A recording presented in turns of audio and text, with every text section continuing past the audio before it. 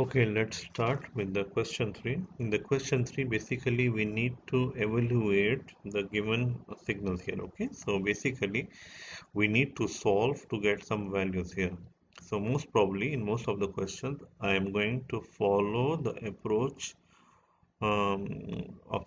by using the properties of the impulses here. Okay, so let us start here. In the first one, I will tell you both ways, like how we can use the impulse property as well as how we can do it graphically here. Okay, so first of all, what we have here, for example, if you see here, we have two signal. One is t, one is delta of t. Let me first plot the signal t here. The signal t will be just it's a linear signal which will pass from the origin like this. Okay, and it will go to the positive infinity and it will start from the negative infinity side. So this is your line, and we can say that this is your signal x of t here. Okay. Similarly, if you plot the impulse signal here, so you know that impulse means at 0 I have only one impulse and all the remaining values here are 0 here. Okay, the impulse value will be 1 here, t here, and you can say this is delta of t here. So you know that all the values here are 0, all the values here are 0. So all 0 multiplied by any signal value will give me 0. Only I have an impulse at 1 here. So this value multiplied by my signal value at 0 here is 0 here. So it means it will directly give me the 0. So output will be here 0 here directly. Okay. Now let us try to use the properties. Okay, I told you already that the sampling property is like if it will be x of t into delta of t minus alpha, which will give me basically x of alpha into delta of t minus alpha. This is like what we have. This is the main property which we previously used here. Okay, now let us try to apply here. If you see here, my signal x of t is basically nothing but this is t here, multiply by delta of t here. So it means in this particular case, the value of alpha here is 0. Okay, so what I'm going to get, I will go get the value of the signal t at, you can say, at the time t equal to 0, which is alpha here is 0 into delta of t minus alpha here. So you know that at t equal to 0, the value of t will be 0. So it means it will be 0 here. 0 into delta of t in fact. Okay, we don't need to write here. We don't need to write this thing here. Which will be 0 here. So that's why we get 0 here. Okay.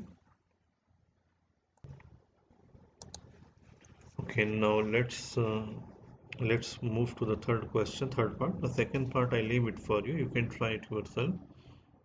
So in the third part, what we have, we are given a signal B3 of t equal to cosine t into delta of t minus pi here. It's quite obvious that I have an impulse signal multiplied with some signal x of t here, you can say. So it means I can use the properties of impulse. Again, I cannot use the properties of impulse for everything here. I can use it only if my signal is multiplied with some impulse. It can be a normal impulse or shifted impulse. Then I can use the property only here. Okay, so what we have basically here, again, let me write the property again here. So it is like x of t into delta of t minus alpha is equal to x of alpha into delta of t minus alpha here. So let us compare here. My x of t is basically cosine of t here. So basically I will get cosine of t, okay, it multiply by delta of t minus pi here. Now the value of alpha here is pi here. So it means this will be cosine of t at t equal to alpha delta of t minus pi here. So it means this will become cosine of Okay, T alpha here is nothing but this is basically equal to pi here. So you can use pi here. You can set T equal to pi here. So it will be cosine pi multiplied by delta of T minus pi. So what is the value of cosine pi?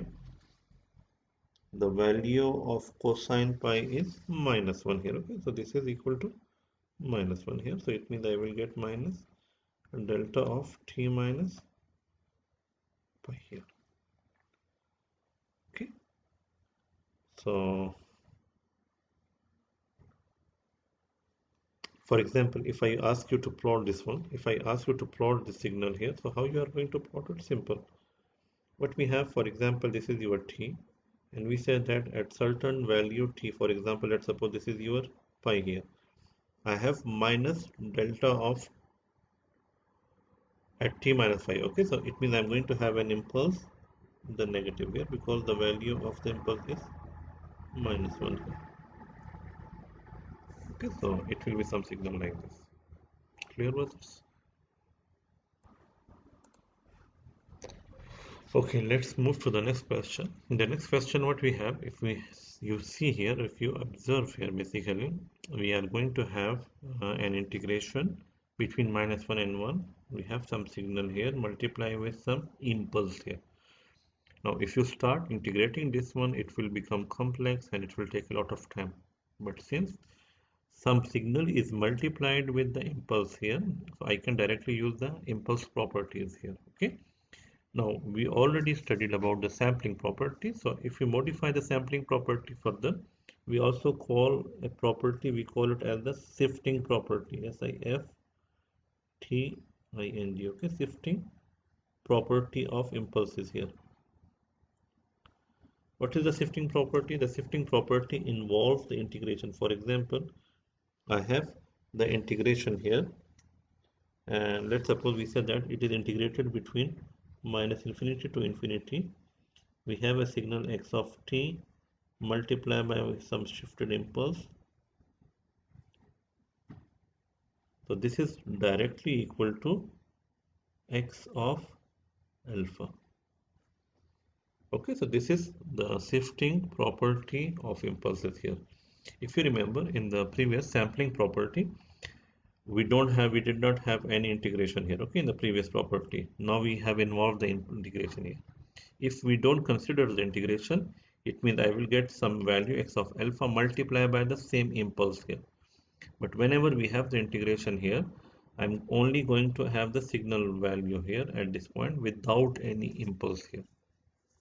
Clear with us? So one more thing here.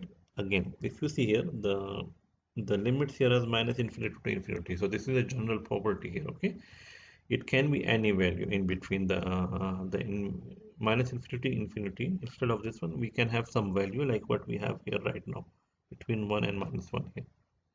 Clear? So now if we compare both of them, you can clearly see this is your x of t, this is your x of t here, and this is your impulse here in this case. Okay, so it means I'm going to get x of alpha here. Now, basically what we have, if it is x of t, so it means my signal x of t is 3 of t square plus 1 here. Okay. Now I can say at the value t equal to, what is the value? Alpha here. Okay. So in this case, what is the alpha here? In this case, the value of alpha here is 0 here. So at t equal to 0 here. Clear? Now, I have written like this, basically according to the shifting property, but you need to be careful here. What you need to do here, basically, important thing here. You need to be careful that the value of alpha should be in between your limits here. If the value of alpha is outside your limits, then the answer will be directly 0 here. In this case, okay, it is coming between minus 1 and 1, or maybe between 0 and 1. It's coming already, and the value of alpha is already within these limits. So I can use, or I can apply the shifting property here. So it will give me basically, it will give me 3t square. So it means it will be 3 into 0 square plus 1, which will be equal to 1 here. Okay, brother. The important point here is you need to be careful about the limits as well as the value of alpha here. If the value of alpha is coming inside the limit, you can apply the shifting property. If the value of alpha is not inside the limit, like it is outside the limit, then it will be directly equal to 0 here. Okay, brothers? Clear?